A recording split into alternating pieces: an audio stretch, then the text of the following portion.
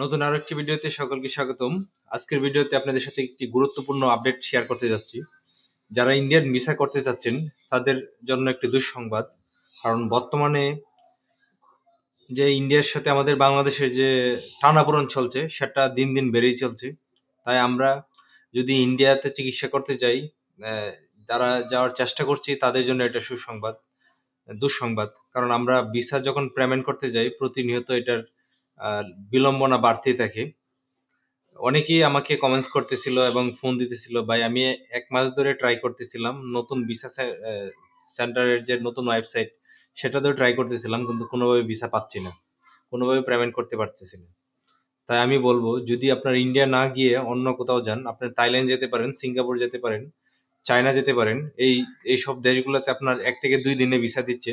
আপনারা ইন্ডিয়া না গিয়ে ওই দেশগুলোতে চিকিৎসার জন্য যেতে পারেন।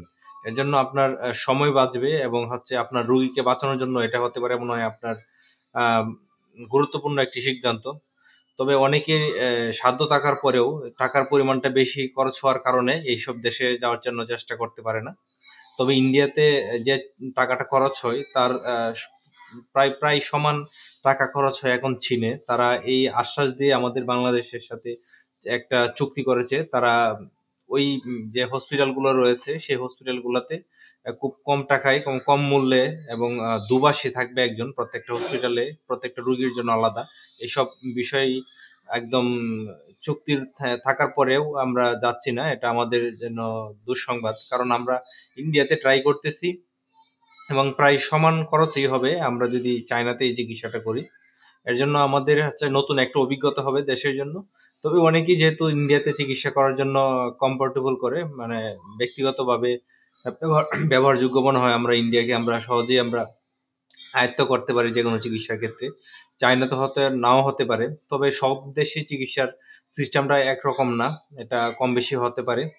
যেরকম থাইল্যান্ডে আপনার হসপিটাল থেকে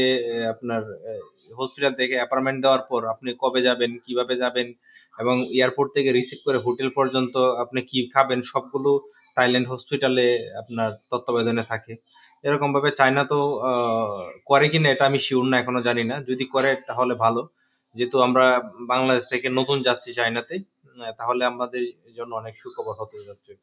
তবে এরকম ইন্ডিয়াতেও হয়, এরকম ভাবে খোঁজ খবর নেয় একদম এয়ারপোর্ট থেকে রিসিভ করা শুরু করে হোটেল পর্যন্ত খাওয়া দাওয়ার একদম যাবতীয় টোটালি ইন্ডিয়া থেকেও এরকম সিস্টেম চালু রয়েছে। তবে আমরা এইসব হসপিটালে যাই না, আমরা বেশিরভাগ রোগীরা আমরা চেন্নাইয়ে যাই, সিএমসি হসপিটালে অথবা অ্যাপোলো হসপিটালে অথবা বেঙ্গালুরু দেবী শেঠি হসপিটালে।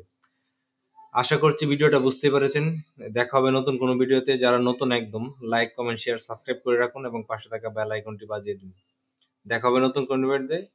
আজকে এই পর্যন্তই। আল্লাহ হাফেজ।